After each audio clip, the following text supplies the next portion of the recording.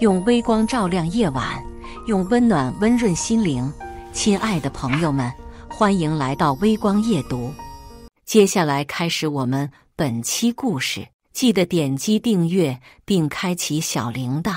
我和上佳硕的爱情长跑已经持续了5年，为了方便亲朋好友们，我们特意选在正月初6，也就是春节假期期间订婚。上佳硕手提聘礼，踏进了我的家门，他举止得体，先向妈妈和我的亲戚们逐一拜年，之后郑重地将聘礼盒交到妈妈手里。妈妈好奇地打开盒子，却惊讶地发现里面空无一物。尽管满心疑惑，妈妈还是面带微笑，招呼大家上车，一同前往预定好的酒宴。在前往酒店的途中，我忍不住问上佳硕：“那个聘礼盒怎么会是空的？”上佳硕解释道：“我妈觉得今天人多手杂，装贵重物品容易丢失，所以就让我拿了个空盒子，主要是走个形式。”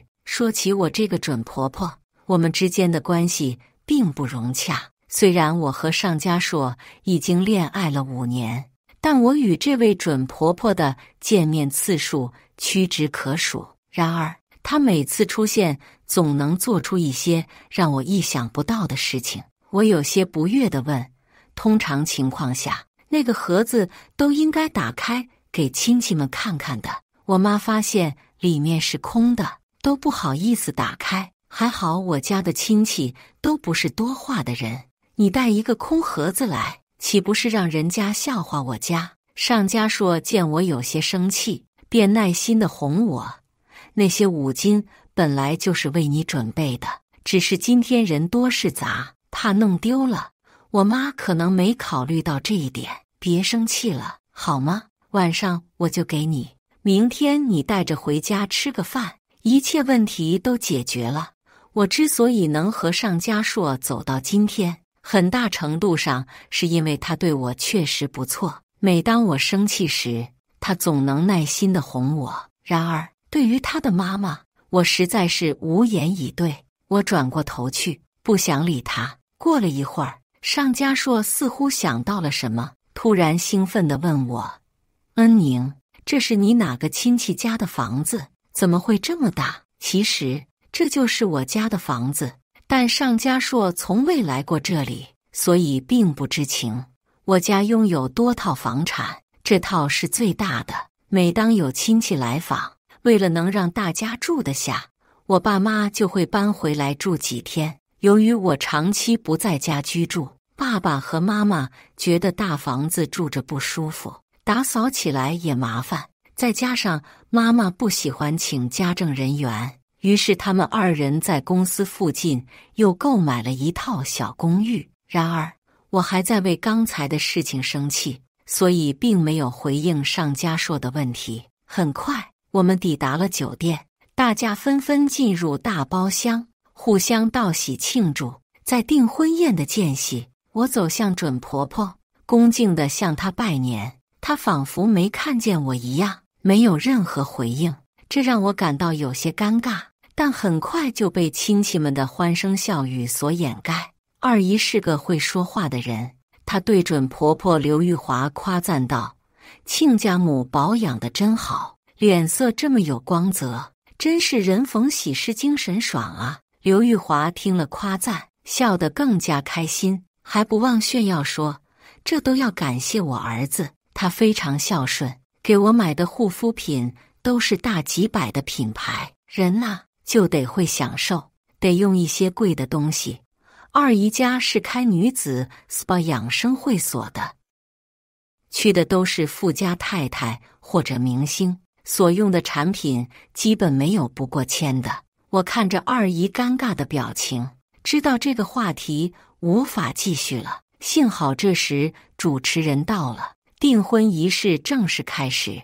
订婚流程相对简单，说几句话，戴上戒指，然后切蛋糕。当礼仪小姐推出蛋糕时，我惊呆了。我妈明明在最有名的蛋糕店订了6层的蛋糕，但现在居然变成了3层。我摇摇头，表示不知道发生了什么情况。虽然蛋糕本身就是分层放在架子上的，丢了3层倒也不影响美观，但是那3层蛋糕去了哪里呢？在司仪的催促下，我只得硬着头皮切了蛋糕，分给各位亲戚。所有流程结束后，亲戚们开始互相介绍，我和尚家硕也一个接一个的敬酒。期间，我借口去洗手间，拉着尚家硕去找了酒楼经理，询问另外3层蛋糕的去向。经理说，刚才我的准婆婆找了他们，让他们把蛋糕拆下来，只上3层就行，其余的便被他拿走了。听完这句话，我非常生气，但尚家硕的反应却很平常，似乎早已习以为常。我看着尚家硕不解地问，你知道这件事？尚家硕不以为然地解释，我妈说那么大蛋糕也吃不完，都拿出来浪费了，就让拆了3层，这不也是好心吗？我听完这都被气笑了。我发问道，嫌浪费？之前订蛋糕的时候可以只订3层，可我之前问你怎么订的时候，你说一切都由我家做主，我妈订完后，你们却又把它拆了，还不告诉我。尚家硕拍着我的后背，别生气了，我妈也没想这么多，就想着晚上你说不定想吃就留下一些，这不是太忙了，才忘记和你商量了吗？我躲开尚家硕的手，语气不善地说，是，这还是我的错了是吧？我若是还生，是不是还得说我不识好歹？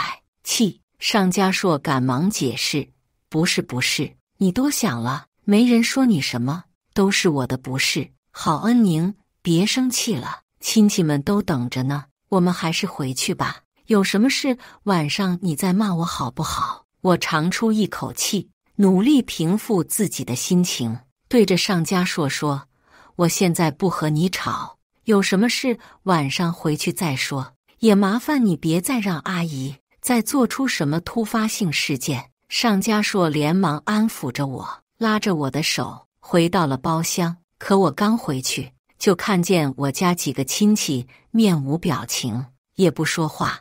我爸和我妈脸上表情也十分奇怪。一大桌子，我家亲戚这边鸦雀无声，另一边却热热闹闹的。我顺着声音看向另一边，我那准婆婆身边正站着一位身穿高仿裙子、笑得含蓄羞涩的妙龄女子。身边那女子看到我俩，小跑着过来，一头撞进了尚家硕的怀里，夹着嗓子说着，硕哥，好久不见了。看此情况，我那准婆婆笑得开心，大声说着，家硕，你还记得吧？这是你文文妹妹，你看你文文妹妹记性多好，一眼就认出来你了。我看着在尚家硕怀里的小姑娘，又看了看我妈，我妈对着嘴型问我这是谁，我也摇了摇头，表示并不知道。我瞪了一眼尚家硕，尚家硕急忙推开怀里的小姑娘，拉过我的手，对着准婆婆刘玉华尴尬地说，哈哈，记得。刘玉华一听，笑得更开心了，连忙说，是啊，文丫头，我就说家硕不会忘了你的。刘玉华走到身边，拉过夏文耀，向众人介绍着，这位是夏耀耀，是我家家硕的青梅竹马。一听他订婚了，便急忙坐飞机回来要祝贺一下。说起来，二人小时候还开玩笑地说长大要结婚呢。好家伙，这一听，我一瞬间分不清，今天究竟我是新娘还是她是新娘。尚家硕赶紧拉着刘玉华坐下，解释道，妈，你说什么呢？大家别误会啊，那都是小时候的玩笑，今天开心。我妈说着玩呢，大家别见怪。刘玉华安排夏文文坐在了他旁边，一个劲地向众人夸他，说他有出息，在海外留学刚回来，自己做老板，月入过万呢。听此，我差点没笑出声，又是留学生，又是女老板，这 buff 都叠满了，怎么还穿个高仿衣服？可能是我表情有点奇怪。夏文文突然对我说：“阿姨和我说了，硕硕哥今日订婚，我便赶来了。来得突然，也忘了和硕硕哥和姐姐打声招呼。姐姐不会介意的吧？”好绿茶的话，真是令人作呕。我才不会惯着他，直接对道：“不介意，不介意。多个位置的事，就算是妹妹带着朋友来，我也是能招待的。”有的聪明人已经听出来我嘲讽他是来蹭饭吃的意思了，显然夏变文也听出来了，脸色瞬间变得不好。刚想说什么，却被没听出话意的刘玉华抢先说道：“看吧，文文，我就说不会有人介意的，你就安心的在这待着，好好陪陪阿姨。”被刘玉华抢了话，夏耀文便不好接着说下去，就只得笑着点了点头。看着他吃瘪的样子，我心情顿时舒畅了许多。小绿茶和我斗还了点，虽然如此，我家亲戚这边还是脸色不好。尚家硕看此，便一个一个的敬酒，缓解气氛。尚家硕还特意倒了杯酒，对我爸妈说：“爸妈，新的一年女婿要有不足之处，请多包涵。”尚家硕第一次改口叫爸妈，意思就是都已经订婚了，我们才是一家人。而且话已经这么说了，我妈和我爸也没有为难他。看着尚家硕敬了酒，我也起身倒了一杯，拉着尚家硕走到刘玉华的旁边。虽然我这个准婆婆今天做的事都不叫人事，可按尚家硕的话说，以后都分着住，就不会再有这些问题，见次面应付过去就完事了。我走过去，原本和夏文文聊得满脸笑容的刘玉华看见我便板起了脸，我还是礼貌地对他说：“妈，我敬您，以后我们就是一家人了。新的一年也祝您身体康健，万事胜意。”所有人的目光都看向了我俩。刘玉华拿起酒杯对我说：“叫我阿姨。”还没到改口的时候，我终于知道什么叫做给脸不要脸了。此时我爸妈的脸色已经黑了，而我已经忍了他一天了。既然给了他台阶，他不下的话，那就滚下去吧。看着刘玉华马上要和我碰到的酒杯，我一下子站直身子，把手中的酒杯砸到地上，然后转头对着我身边的尚家硕狠狠地甩了一巴掌。我笑着说：“这么重要的日子，怎么不把你妈带过来？”全场死一般的寂静。我拍了拍手，接着说：“你连你妈都不带来，既然你没有诚意订婚，那我们就一拍两散。不好意思了，各位，今天订婚取消了，等一会我家请伯伯姨们吃饭。”刘玉华终于反应过来了，站起来大喊道：“你什么意思？你的意思是这婚不结了？”我妈站起来没好气地说道：“我女儿说的那么清楚了，你是听不懂人话吗？”尚家硕也看着我，一脸不可置信地说：“恩宁，都是我的错，你别冲动，你别说气话。”我将刚才的戒指摘了下来，扔到尚家硕身上。我们已经没什么好说的了，我家什么也没拿你们的，这酒席也是我家定的。你现在赶紧带着你家人走，不然我就叫请人赶你们出去。我爸也站了起来，打开了包厢大门，声音低沉地说：“都给我走。”刘玉华站起来，阴阳怪气地说：“你们一个一个就是欺负我们孤儿寡母是吧？谁稀罕你们家呀？要不是我家家硕喜欢，我才不会同意这门亲事呢。就凭你女儿也配？”我妈冷嗤一声：“我家恩宁配你们10个来回带拐弯，赶紧给我滚！”最后我爸叫了保安，把他们都赶走了，又开了一个包厢，请了家中的亲戚们吃饭。晚上我回到了家，尚家硕不断地发着微信给我道歉，我想都不想理。尚家硕看我不回，开始问我的那些东西都怎么办。我本来想说我不要了，可突然想到我有几条限量款的项链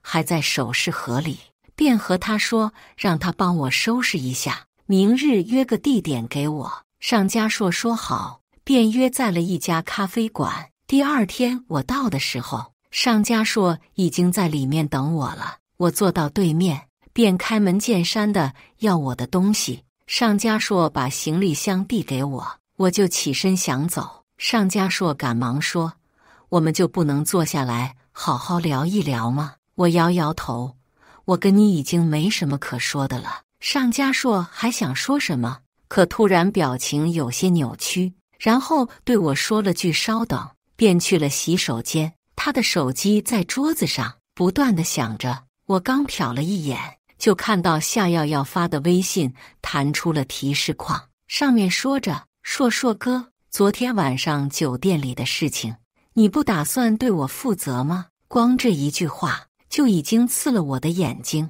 都是成年人了，懂得都懂，只是让我没想到他居然能边睡着别的女人边给我发小作文。我真是瞎了眼了，怎么没早些看到他的真面目？我没等尚嘉硕出来，便拖着行李箱走了，顺便拉黑了他。这种人渣，我是不想再扯上关系了。我没有我想象中的难过伤心，毕竟他和他妈做的事是真的恶心到了我。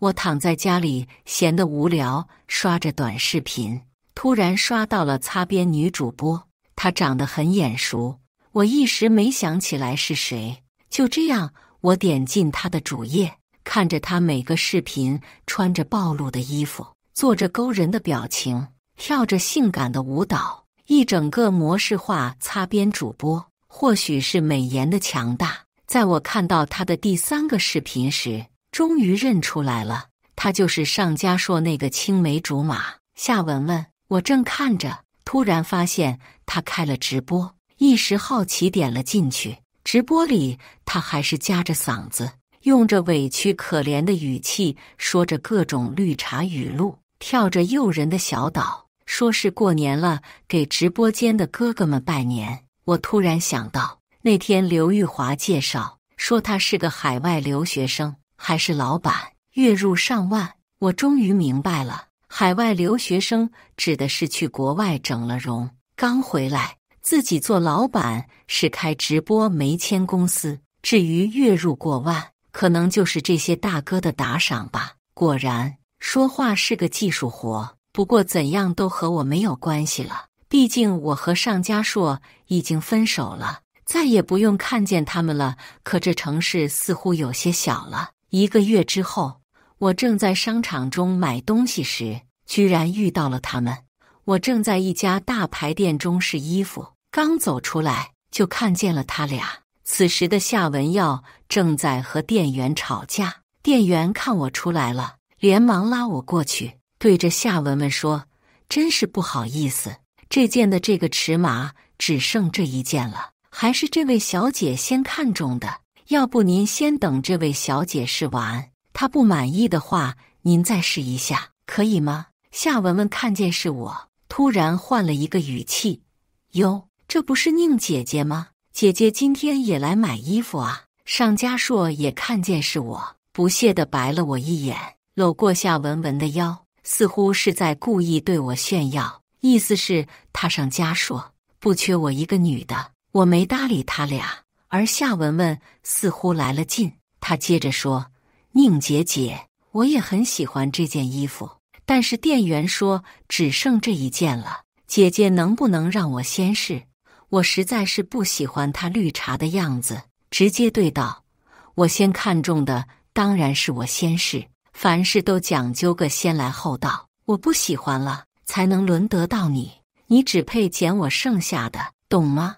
我看了一眼尚嘉硕，他的表情变化的真是有趣。夏耀耀显然是被我最后一句话给刺激到了，也不装了，冲着我说：“这件衣服可是大牌，你买得起吗？买不起就不要试，还脏了人家的衣服。”尚嘉硕也阴沉着脸对我说：“都是聪明人，你说话别阴阳怪气的，反正你也不会买。”让我们试一试怎么了？店员看了我一眼，没有说话。我经常来这家买衣服，他是认识我的，可他不认识尚嘉硕。毕竟我从前是不会和尚嘉硕出来逛街的。我并不想搭理尚嘉硕，他这种表里不一的人渣，多说一句都恶心。我目光扫着夏文文，今天倒是没穿高仿，不过她这身衣服已经是2年前的款式了。想着那天看她直播，她不停地笼络她直播间大哥，献媚讨好的样子，就觉得搞笑。我讽刺道：“你买衣服的钱是哪个大哥打赏你的呀？还是你想穿这件衣服给你的榜一大哥跳擦边舞？这可不行，这件衣服料多，不太合适。”尚嘉硕听我这么说，并没有什么反应，显然他是已经知道了夏耀耀的工作了。看来他还挺不挑的，这样的女的他也能接受。可夏文文听我这么说，好似受到了莫大的羞辱，脸一阵红一阵黑，生气地说着：“江恩宁，你少胡说八道！我现在已经是美妆博主了，才不是什么编女。我买衣服是穿给我自己的。”我不痛不痒地说：“哦，关我什么事？”说着，我拿起衣服准备去试衣间。夏文文对着店员说：“那件衣服我出双倍价钱。”夏文文得意洋洋地看着我，好像对这件衣服势在必得。我看一眼手中的衣服，这件衣服的确是限量款，可是衣服本身并不值这个价钱。若非刚才店员推荐，我看都不会看一眼。如今夏文文愿意花2倍价钱，就为了从我手里抢件衣服，她愿意做冤种，那我也不拦着。我对着一脸为难的店员说：“这样啊，那这件衣服就让给这位小姐吧。”我将衣服递给店员，店员立马去给她打包。夏耀文一脸不屑地对我说：“就这样，真没意思，我还以为要再加点价呢。姐姐，以后没钱就别来这种大牌店，买不起还丢人。”我真想骂他瞎了眼睛，我这一身从头到脚那个不是名牌，想一想算了，他可能根本不认识吧。他这种人可能只认识短视频上火的大众牌子，懒得跟他计较，多说都觉得掉价。店员将打包好的衣服递到他手上说：“小姐，总共28500元，请问您是刷卡还是现金？”听到价格后，夏文文明显一愣，她似乎没想到会这么贵。这家店的衣服的平均价不过8000左右，因为是限量款，夏耀耀又是以2倍价买的，所以贵了些。我看着夏文文咬着牙说刷卡，却还是装作无所谓的样子，就觉得更好笑了。打肿脸充胖子，最后难受的只能是自己。夏文文挽着尚嘉硕去交钱，我拿起包走出了商场。我已经没了再逛下去的心思，便开车回了家。过了2天，刘玉华突然给我打了电话，我想也没想便去接了。可是他不死心的给我打了好几通，我不知道他找我究竟有什么事。在他打的第5通时，我接通了，电话里传来了刘玉华愤怒的声音：“江恩宁，你什么意思？为什么挂我电话？”对于他的质问，我有点懵。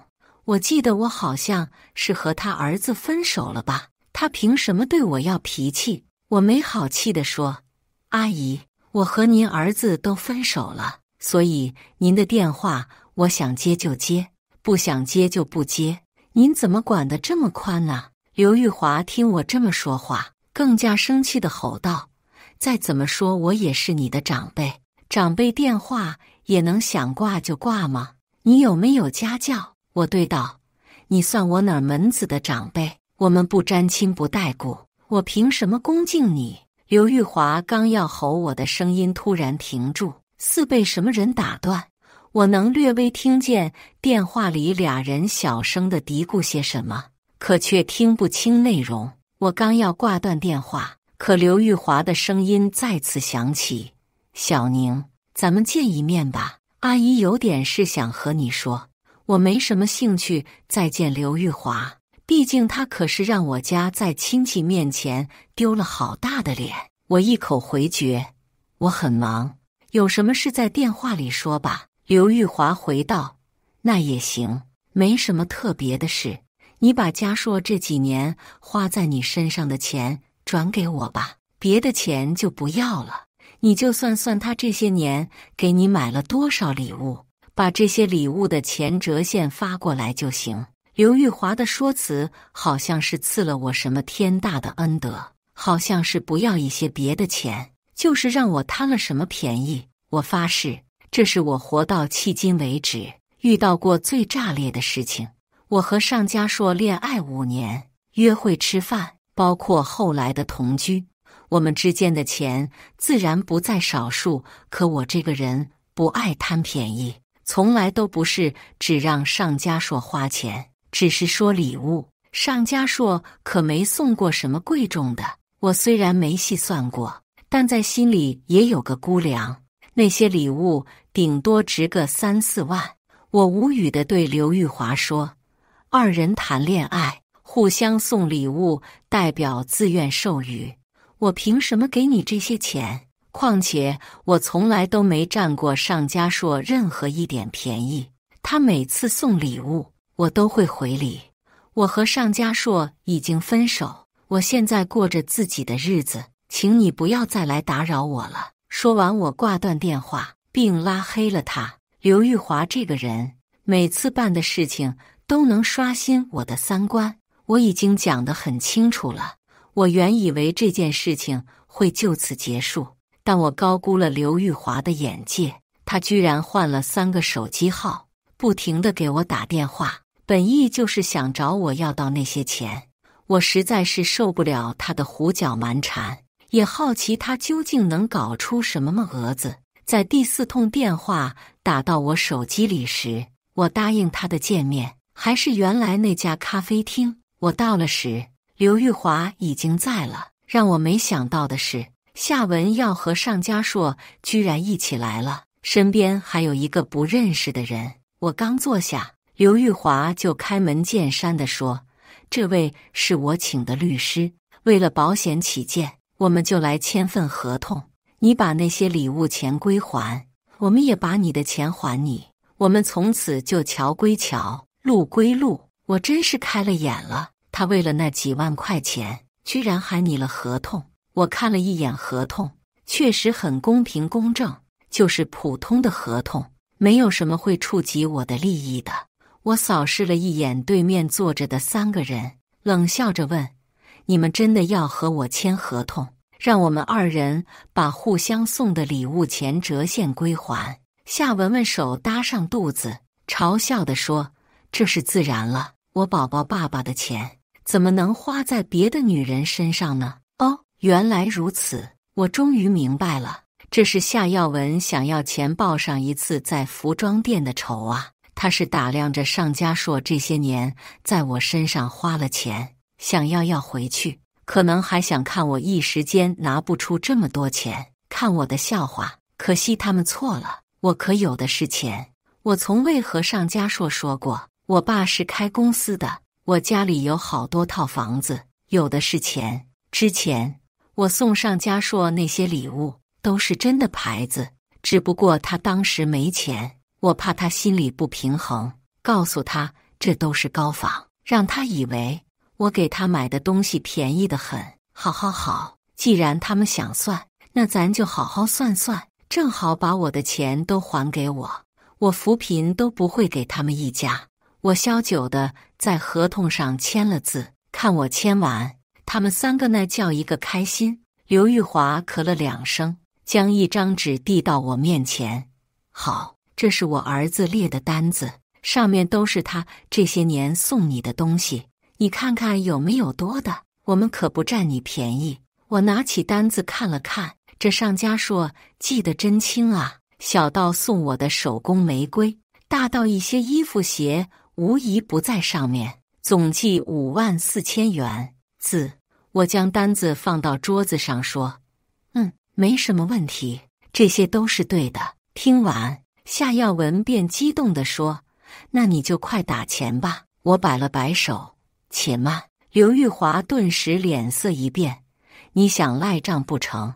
这合同上可写好了。”我笑着缓缓地说：“你们的事算完了，我的可没完呢。”夏文文冷哼一声：“放心吧，差不了你那几千块钱的。”我摇着头摆着手指 ：“No， 你说错了，不是几千块钱，那可是几十万。”听我如此说，尚家硕一惊，瞪大眼睛问我：“什么？你什么意思？”我清了下嗓子：“嗨，我想想啊，今年情人节送你的那双大牌球鞋，今年情人节限定6800块；你生日送你的衬衫，小众高奢定制款13650。”我巴拉巴拉边写边说，把能想到的送的贵的都说了一遍。我就看着对面三个人的嘴越张越大。等我说完，三个人已经愣住了。良久，尚家硕突然缓过神来，大声地说：“不可能，你骗人！你不是说这些都是高仿吗？哪有这么贵？你哪来的这么多钱？”我嗤笑一下：“噗，我说的高仿，那都是骗你的，只是怕你自尊心受损。毕竟比起你的，我礼物可贵重多了。至于我哪来这么多钱，我没钱，但是我家有钱。”尚家硕不可置信地摇摇头：“你爸不是在公寓旁边的写字楼上班吗？怎么可能这么有钱？”我云淡风轻地解释：“是啊，我爸的公司就在那栋写字楼中。怎么，你家公司董事长不上班的吗？哦，顺便告诉你，上次你接亲的那间别墅也是我家的，只是离公司远不常住罢了。”夏文文一下子站了起来：“你胡说！你就是骗人的！你就是想讹我们！你连件大牌衣服都买不起，怎么可能有钱买这些？”听完夏文文说话，旁边的律师打量了我一眼，然后看着夏文文，没忍住笑出了声。我也觉得夏文文搞笑，自己不识货，还在这装懂行。我可悲地对他叹了口气：“哎，妹妹呀，你还是去多长长见识吧。姐姐我这全身上下没有一件不比你的贵，而且姐姐穿的可都是今年新上市的，不像妹妹你如此持家，还穿去年的款。”夏文文低头看着自己身上的衣服，还是不服气地对我说：“谁知道你是不是真的那么大方？”我无所谓地说：“如果你们要不信我买的是真的，大可以拿出那些礼物去专柜验验。”我坐直身子，一本正经地说：“我从不在乎礼物的价钱，认为心意最可贵。但今天是你们要算的，你们无情，就别怪我无意。我能记住的都在纸上了，记不住的我也不要了。一共是26万1，减去我给你们的5万3，再给你们打个折，你们还应该补给我20万。”听完我的话，三人全部熄了火，几次想反驳我，可最终都咽了回去。看着三人的脸色一个比一个黑，真是痛快。最后还是刘玉华先开了口，他没有了刚才的嚣张气焰，试探着问我：“那个小宁啊，你看咱们能不能再商量商量？这20万也不是个小数目。”我冷笑着打断了他的话：“阿姨，刚才是谁说的？亲兄弟还要明算账，现在怎么想反悔了？”夏文文突然插话，语气里满是哀求：“江恩宁，我们真的拿不出这么多钱。你看在我们曾经什么？”我瞥了他一眼：“曾经你们欺负我，现在还想占我便宜？夏文文，你别太过分了。”尚家硕一直沉默不语，此刻他突然抬头，目光复杂地看着我：“恩宁，是我对不起你，这钱我会补给你的。”我轻蔑地笑了一声：“尚家硕，记住你今天说的话，我给你3天时间，3天后我看不到钱，就别怪我不客气了。还有，以后我们再也没有任何关系。你们一家，我高攀不起。”说完，我拿起包，转身离开了咖啡厅。外面的阳光照在身上，我感到前所未有的轻松。这5年的感情，就当是喂了狗吧。3天后，我收到了尚家硕的转账信息，整整20万。我没有任何欣喜，只是感到一种解脱。这笔钱对我来说并不重要，但它代表了我和尚家硕之间的彻底了断。我把这笔钱捐给了一家慈善机构，算是为我自己积点德吧。从此以后，我和尚家硕再无瓜葛，而我也将开始新的生活。我删除了尚家硕所有的联系方式，换了新的手机号码，开始了新的工作。我不再回想过去的那段感情，因为我知道那已经不值得我留恋了。几个月后，我听说尚家硕和夏文文结了婚，但是他们并没有得到他们想要的幸福。夏文文的肚子里的孩子并不是尚家硕的，而是他和另一个男人的。尚家硕知道真相后大怒，但已经晚了。他们的婚姻充满了争吵和猜疑，最终走向了破裂。而我在新的生活中找到了自己的幸福。我遇到了一个真正爱我的男人，他善良、真诚、有责任心。我们相爱了，结婚了，还有了一个可爱的女儿。我们的生活充满了幸福和温馨。回想起过去的那段经历，我感到庆幸自己及早看清了尚家硕和夏文文的真面目，庆幸自己做出了正确的选择。我知道每个人都会遇到挫折和困难，但只要勇敢面对，就一定能走出阴霾，迎接新的生活。而现在的我正是这样做的。我放下了过去的伤痛，勇敢地追求自己的幸福。我相信未来的日子一定会更加美好。至于尚家硕和夏文文，他们的事情已经成为了过去式，我不再去关注他们的动态，也不再去想他们的事情，因为对我来说，他们已经是陌生人了。而我的生活还在继续前行着。在忙碌而充实的生活中，时间过得飞快，转眼间，我的女儿已经3岁了。她活泼可爱、聪明伶俐，是我们全家人的宝贝。每当看到她天真无邪的笑容时，我就会感到无比的幸福和满足。这天晚上，我们一家人正在吃饭，突然门铃响了。我打开门一看，是一个陌生的快递员，手里拿着一个包裹，说是给我的。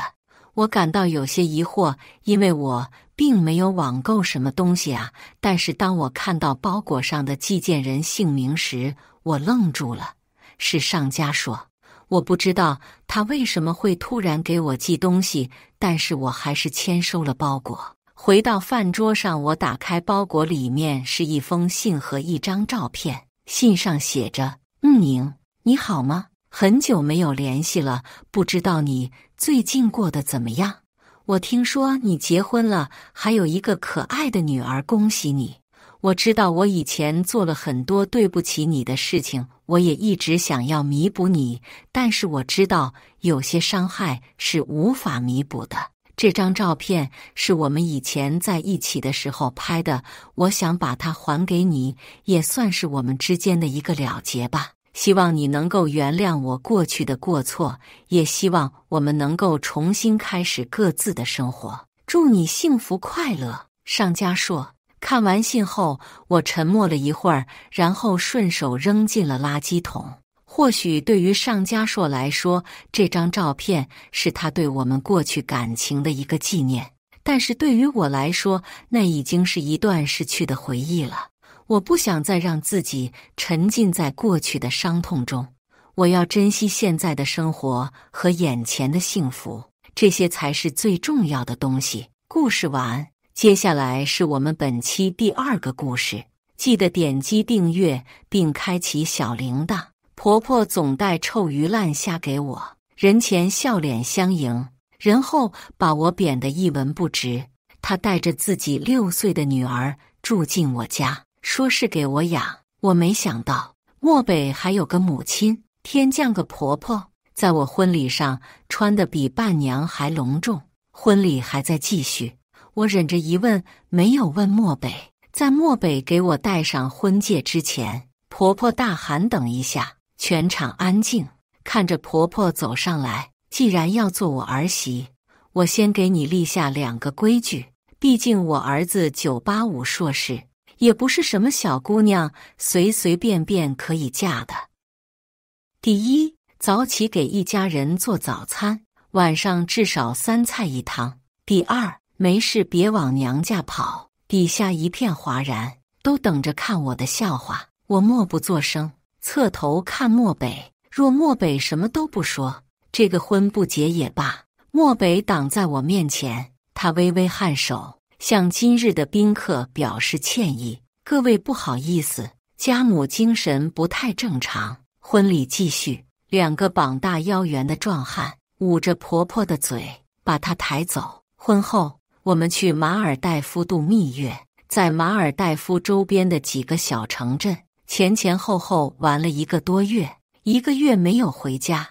我叫了保洁阿姨过来打扫，没一会儿有人敲门，我以为是保洁，结果婆婆扛着大包小包出现在门口，东西压得她肩膀向左倾斜。就算如此，婆婆也穿着得体，头发和衣服被整理得很干净。她比上次打闹我婚礼时瘦了有1圈，颧骨下方凹陷，看起来精神不是很好。漠北回头，一脸诧异，到底是婆婆。我给她倒了杯水，漠北把我拉到身后，语气冷硬：你来做什么？我的家不欢迎你。老太太坐在沙发上，她理了理那头有些银丝的头发。婆婆搓了搓手，眼眶湿润儿啊，我丈夫前段时间出车祸没了，妈妈现在只剩下你了。我知道你怪我当年不要你，当初妈妈也是没办法，有父母要养，对你我也愧疚。现在看你成家，我很欣慰。那天婚礼上我不是有意的，也是希望你能有人照顾。婆婆目光转向我，她拉着我的手白烛，我在这里给你赔个不是，你别和我一个老婆子一般见识。我老公没了，现在就剩下我和6岁的女儿。我有气，但她死了丈夫，怪可怜的。况且那也只是我婚礼的一个小插曲。漠北当时很向着我，没闹到人尽皆知，事后也没有议论纷纷。婆婆说完，自己背过身子，从兜里拿出个花手绢，偷偷抹掉眼泪，然后把花手绢叠整齐，重新放回兜里。她打开包裹，把封了保鲜膜的进口菜放在茶几上，这是别人送我的肉和菜，我一个人吃不了多少东西，心里记挂着你们。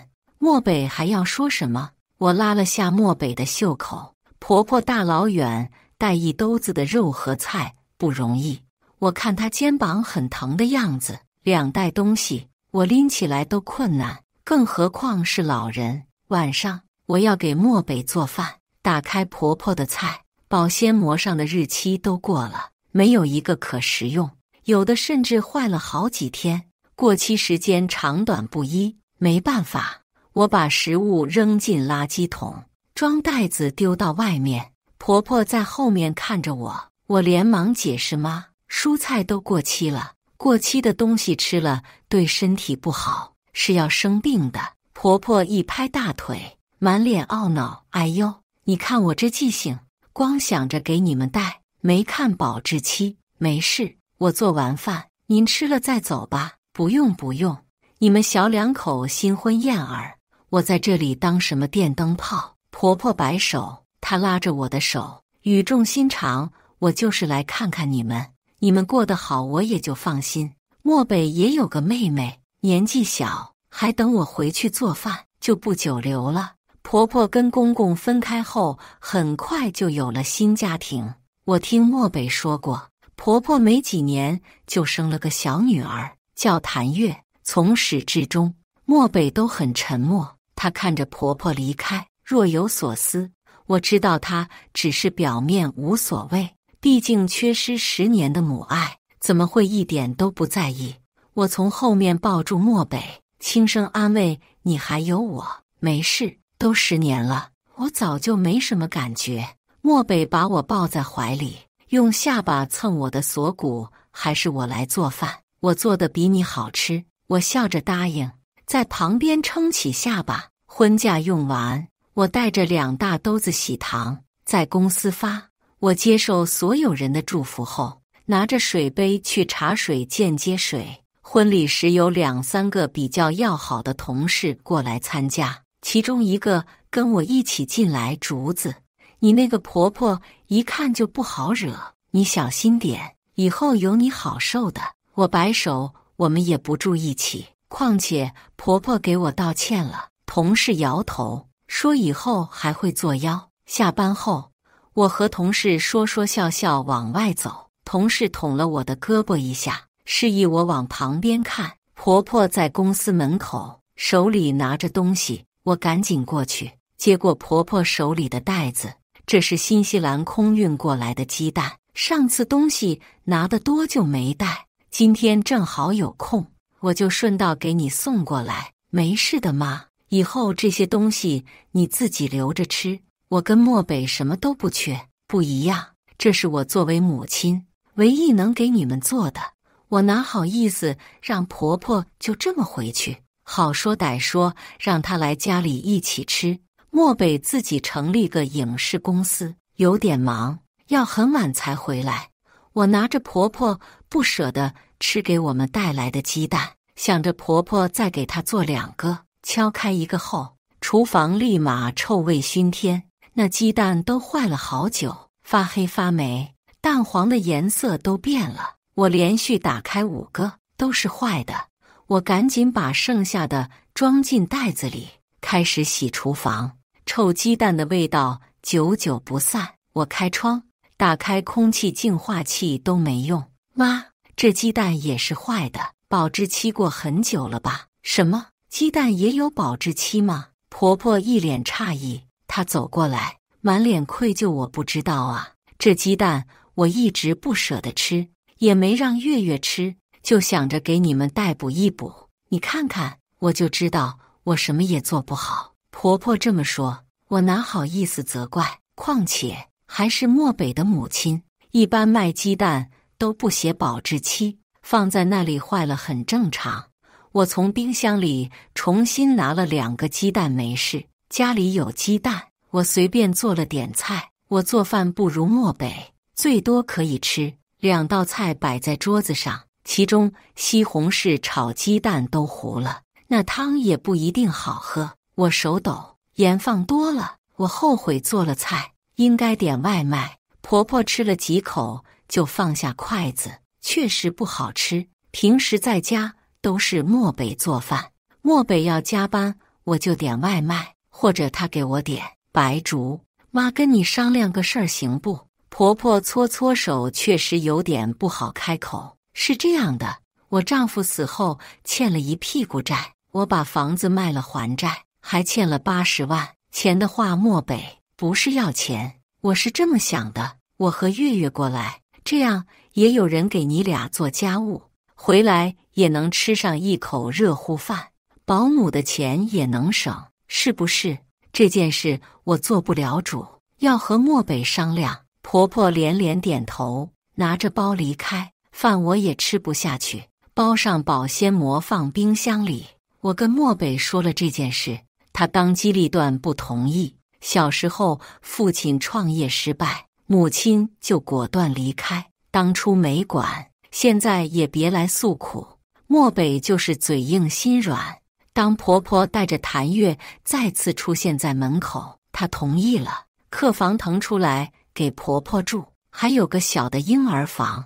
那本来是想着以后我们有宝宝给宝宝住，现在闲置，也给了谭月。婆婆没有收入，漠北每个月给婆婆4000元买菜。妈，你买菜一定要看保质期，我们倒是没什么。月月还小，别吃坏肚子。才不会，我妈买东西肯定会看保质期，她还告诉我怎么看保质期。婆婆赶紧捂住谭月的嘴，陪笑。谭月一脸不乐意，跺脚躲到沙发那边玩玩具。我心生起疑，2次婆婆送来的东西都过期，尤其是鸡蛋。一个经常做饭的人怎么会不知道鸡蛋放的时间久会过期？漠北今天没加班，他刚回来，从冰箱里拿出1听可乐。婆婆看见后，一把夺走可乐，喝这个对牙齿不好，少喝这些碳酸饮料。妈给你倒水，喝水最健康。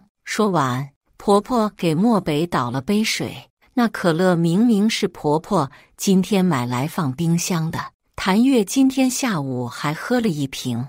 漠北什么也没说，他拿着水杯进书房，刚进去，谭月就一起冲进来，哥哥陪我玩，我要玩过家家。谭月拉着漠北的衣角，你陪我吗？我好无聊，我需要工作，你写作业。我不，我就要哥哥陪我玩，你不陪我玩，我就要妈妈揍你。谭月叉腰，一脸得意。漠北站起来，将人拎起来丢出去，可能是没想到自己会被扔。谭月愣了片刻，坐在地上哇哇大哭。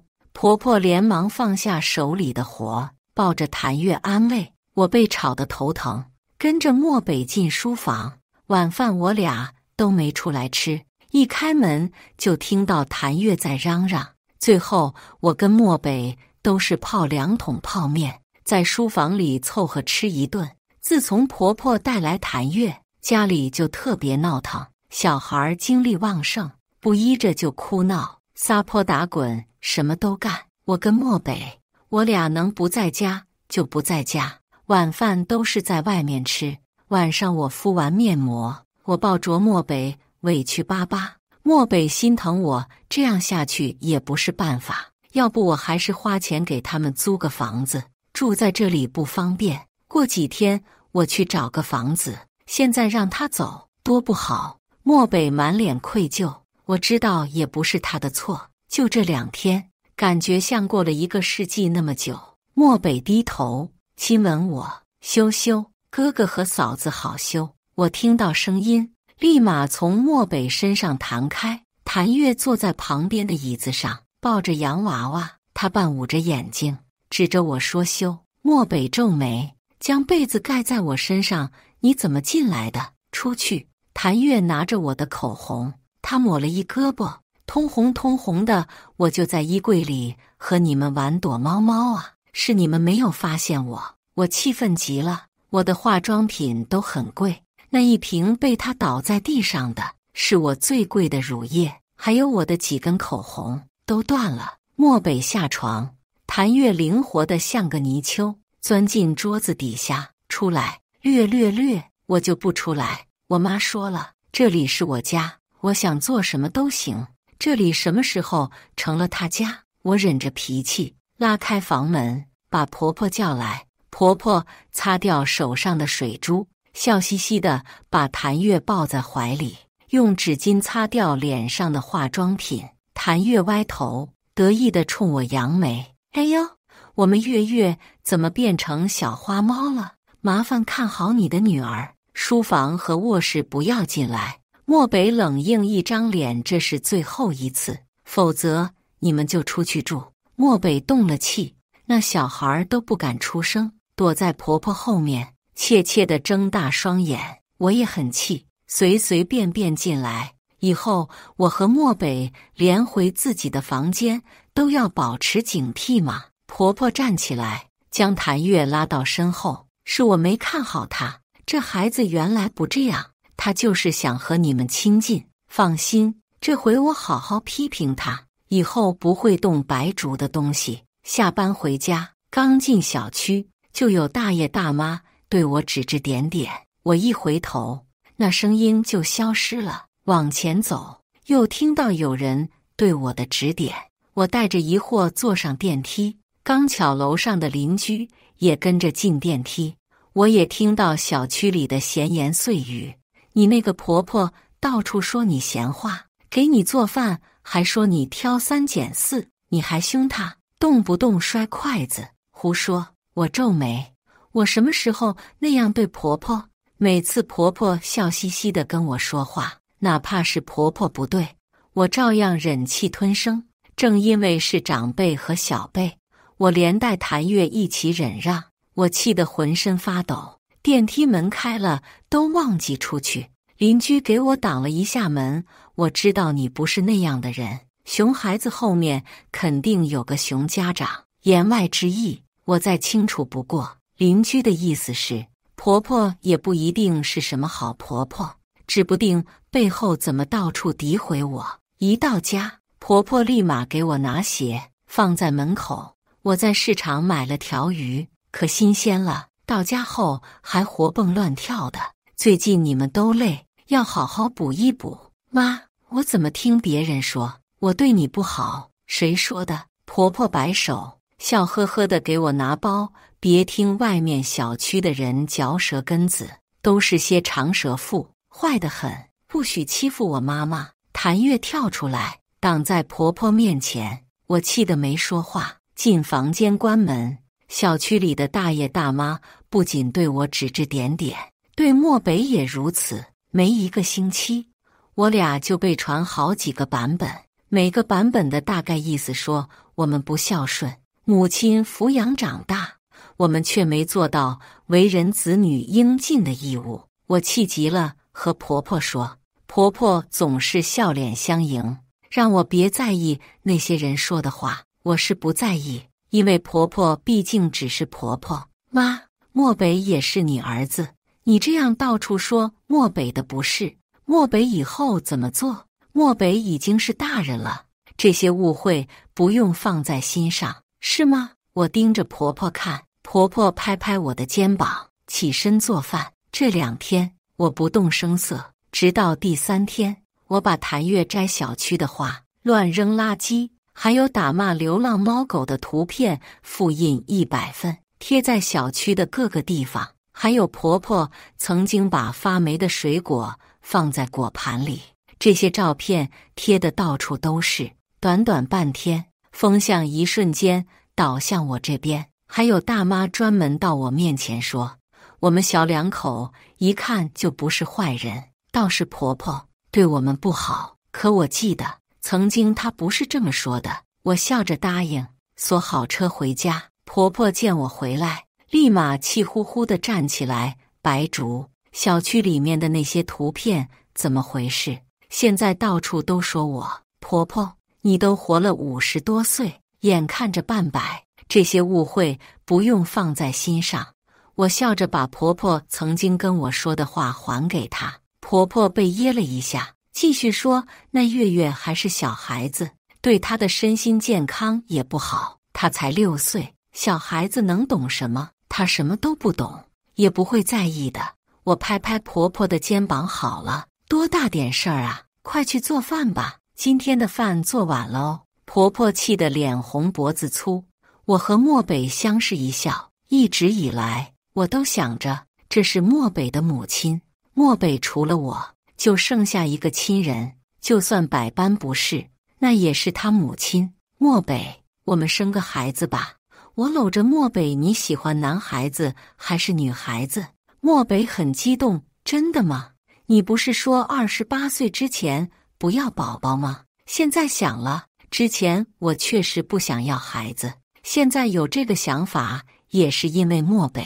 我们若是有个宝宝，此后就有血缘的牵挂，漠北从此会多一份牵挂，来自我们和孩子之间。白天我特意请假去医院开了叶酸，婆婆见到我买了叶酸，还有一堆营养补充剂，连忙跑过来问我做什么用。我如实回答，你们工作那么忙，现在要孩子会不会耽误工作？年轻人还是要以工作为重，要孩子是早晚的，我们公司有产假，不会耽误工作。如此，婆婆也不好说什么。自从听我说要生孩子，婆婆就大鱼大肉的给我做，抱着一本书，做高汤浓汤，对身体好的。总之，什么有营养，给我做什么，还不让谭月吃。谭月一哭闹，婆婆就说：“你嫂子要怀宝宝的，不要和嫂子抢，以后家里的一切都要以嫂子为主。”我和漠北都没懂，婆婆怎么就转变得这么快？这样也挺好，我们很省心。晚上我有点渴，让漠北从冰箱里拿水，看到婆婆捣碎东西，倒进锅里煮沸。这是什么？给竹子吃的？漠北问。婆婆摆手，把漠北和我一起赶出厨房。厨房不是你们该进来的地方。我做点零嘴，白煮晚上饿的话，随时可以吃。厨房很香，也有一股淡淡的药味。最近饭菜里都有这种味道，我也没太在意。婆婆做饭很好吃。谭月已经很久没有吃肉，馋得不行，眼巴巴地看着我，第一次乖乖叫我嫂子。我不忍心，从冰箱里拿出中午做的肉，给谭月热了一下。此后每次吃完饭，我都会多拿一点热给谭月。谭月又缠着我想吃肉，我从冰箱里拿出做好的肉，给她热了一下。婆婆见状，连忙把肉抢过来，这是给你嫂子吃的，你凑什么热闹？赶紧回房间写作业。不行不行，我就要吃。谭月抱着婆婆的大腿撒泼打滚，婆婆没有像以前一样惯着她，拎着她的衣领把她弄进房间。那肉像什么毒物似的，给谭月碰一下都不行。第二天，婆婆端着一碗饭送到谭月房间，出来后笑眯眯地说：“这孩子皮，就不和你们一桌子吃，要不还吵到你们。没事，一起吃也没什么，别管他，他就是不懂事。况且你们现在是要宝宝的阶段，万一磕碰，对自己身体不好。”婆婆这么说，我想也是。谭月是真的淘气，在家里像个小钢炮似的。婆婆看着我们吃完，又拿着碗筷去刷碗，她对我们的照顾无微不至，搞得漠北都不知道怎么开口让他们搬出去。自此以后，谭月都是和我们分开吃。每次在我们吃饭时，婆婆就端着一个盖上盖子的盘子送进房间。分开吃没几天，我和漠北总是肚子疼，尤其是我，好几次需要吃药才能缓解疼痛。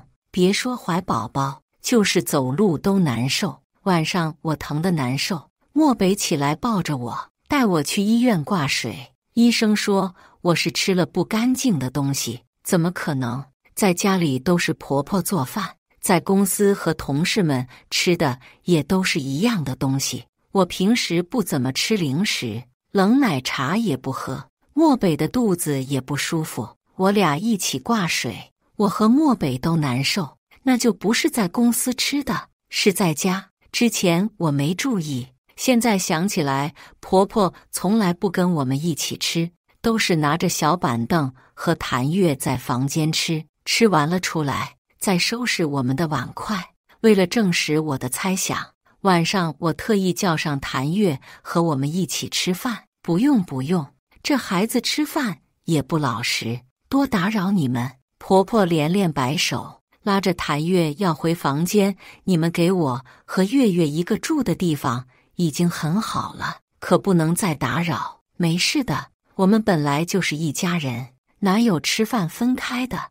我把自己的饭菜推到谭月面前，学着婆婆笑眯眯的样子吗？你看你，月月现在正是长身体的时候，下回不用把肉单独留给我们。我今天回来，特意去厨房看了一眼，看到婆婆买的里脊肉发白，那里脊肉看上去很硬，拳头打在上面都不会弹回来那种硬度。婆婆在里面加了什么粉状的东西，又加了3花淡奶，里脊肉到嘴边吃不出好坏。我不顾婆婆的劝阻，打开谭月的盘子，盘子正中央是新鲜的羊腿肉，撒上孜然，一阵阵羊肉的清香扑面而来。婆婆的脸上挂不住笑容，搓搓手，不知道说什么好。小孩子不能那些弯弯绕绕。谭月不听劝阻，抱着盘子吃起来。少吃点，少吃点。婆婆满脸焦急。没关系的，多吃点。我和漠北今天不怎么饿。我拉着婆婆的手，每次都是她语重心长跟我说话，这回换作我语重心长跟她说，以后我们不想吃就给月月，反正月月很喜欢吃您做的东西。等谭月吃饱，羊腿也剩下来，我和漠北就把剩下的羊腿肉和青菜吃掉。婆婆欲言又止的样子，脸上写满了担心。果不其然，到了晚上，谭月的肚子很疼，婆婆叫了救护车，把人送医院。走之前，婆婆深深看了我一眼，让他们出去住，我们自己请保姆。漠北气急，我以为他会改，他还和以前一样，我也很气。这2天在公司，我几乎泡在卫生间，我和漠北都没睡。等婆婆带谭月回来，已经凌晨4点。在他们回来前，我已经把婆婆的东西都收进行李箱里，打包好放门口。来的时候没带多少东西，走后2大箱子都没收完。婆婆见事情败露，先发制人，我是好心，是想给你们省点钱，你们赚钱也不容易，我看到便宜的里脊肉就买了。谁曾想这肉是坏肉，我指着冰箱里的新鲜肉，所以呢，谭月就可以吃新鲜的羊腿肉。那羊腿肉也是打折的。你走吧，我家不需要保姆。漠北冷硬道，这2天你们先住酒店，我回托朋友尽快给你们找房子。婆婆一听，我开始眼泪儿啊，我也是没办法。我那该死的丈夫欠了高利贷，我每个月都要还的，否则也不会这么省吃俭用，舔着老脸来找你。我对你们已经仁至义尽，今天赶巧，平时月月和你们吃的一样，小孩子太馋羊腿肉，求了我好久才买那么1块。婆婆指着谭月，就你总嚷嚷吃羊腿，我什么时候在家里对你们区别对待？都是你嘴馋才误会我，让你嘴馋。我和漠北都没说话。婆婆开始上手打谭月。凌晨4点，小区里没人开灯，只有我家明晃晃的灯光下，有一场打人的闹剧。谭月哭得我头疼，还有婆婆的忏悔，嘴里说着她没有区别对待，就这么一次被我们发现，我怎么命这么苦啊？舍不得吃，舍不得穿，就是想为你们省点钱。你们赚钱也不容易。我瞥了眼来时一个小箱子，走前2个硕大好的行李箱，到底没说话。我们拿婆婆没办法，总不能硬赶出去。漠北的父亲前段时间高血压去世，都没能参加我们的婚礼，他就这么一个亲人，我看着也心疼。最终婆婆带着谭月还是留下来。每次婆婆买完菜，漠北都会看保质期和肉质的好坏，再三检查才会给婆婆用来做菜。上个月开的叶酸吃完，从医院又开了新的叶酸，我的肚子依旧一点动静都没有，有点着急。别急，我们还年轻。漠北从后面抱着我，他轻揉我的脑袋，笑着，你那么想要宝宝，难不成不想跟我过2人世界？说完，漠北就意识到，自从婆婆带着谭月来，我俩根本就没有机会过2人世界。周末想睡个懒觉，门外也有谭月大喊大叫。我想着，等我怀上宝宝，无论如何都要把婆婆请出去，哪怕多花点钱给租个好点的房子。婆婆做了糕点，热气腾腾，空气中都散发着香味。糕点放到我面前，看起来很好吃。现在我买的食材都是最好的，这些米啊面的，我问超市的店员哪个最适合你。这糕点新鲜出炉，趁热吃。谢谢婆婆，我也要吃。谭月跑过来，为什么我没有？你现在已经很胖了，少吃点这些甜的。婆婆指着谭月的小肚子，以后除了按时吃饭，零食也不许吃。我怕谭月又开始哭闹。婆婆走后，把糕点都给了谭月。本来我也不怎么吃糕点，逢年过节送来的糕点我都给父母和亲朋好友。谭月美滋滋地抱着糕点啃，不吵也不闹。此后，婆婆每逢给我做糕点，我都给谭月。谭月在我房间背着婆婆偷吃，擦完嘴又从我房间出去。几天之后，谭月突然流鼻血，说肚子疼。最近谭月总说自己肚子疼，我们也没当回事儿。小孩子到处撒泼打滚，谁给东西都吃，以为是拉肚子。我看谭月疼得流眼泪，鼻血也止不住。婆婆刚好不在，我只好带她去医院。谭月蹬腿哭闹不止，抱着桌子腿不肯走。我就从糕点盒子里拿了一块糕点给她，在儿科查了很久，查出体内有药物残留。怎么可能？谭月身体很好，壮得跟头小牛似的，平时连个感冒发烧都没有，怎么会吃药？谭月的鼻血止住，她抱着糕点啃。医生拿起糕点闻了闻，脸色一变：“这是你给孩子吃的？婆婆做的。这样，我先拿去先化验。”我不明所以，谭月吃错药和糕点有什么关系？很快，化验单就出来了。你们大人如果不想生育，可以用别的方式。这种药物很容易导致女性的不孕不育，而且小孩子误食，对肝脏功能的发育很不好。什么？我在吃叶酸片，我想怀孕啊！我捂着肚子，盯着糕点。我突然意识到，婆婆那么宠爱谭月，怎么会不给谭月做糕点，还极力阻止她吃？我不喜欢吃糕点，又怕婆婆敏感，吃2口就不吃，都给漠北。但婆婆并不知道，谭月也会吃。家里做的糕点，大部分都被谭月吃掉。避孕药成年人吃还感觉不到有太大问题，但谭月是小孩子，我拒绝给谭月开药。我带着她回家，把糕点全都倒掉，然后将婆婆的行李被褥都扔出门外。谭月也被我扔出去，冰箱里的东西也是，只要是婆婆买的，我都扔了出去。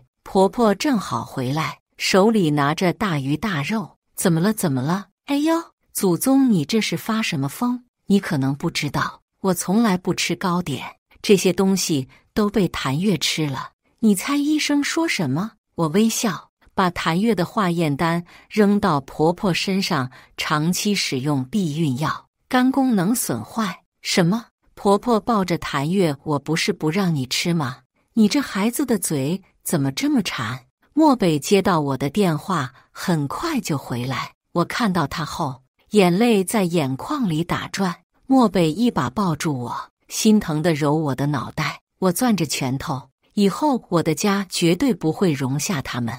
肝功能修复的药很贵，他要食用很久。这叫什么？偷鸡不成蚀把米。白竹，你怎么能如此想我？我也是为了你们好啊！婆婆拍腿，一把鼻涕一把泪。你看你们现在要小孩多麻烦，又要给他换尿布，又要照顾他的起居，看他一点点长大。别的不说，这花费就很大。月月不一样，月月已经6岁，也是你们的妹妹，你们把她养大，她也会给你们养老送终，两全其美的好事，是不是？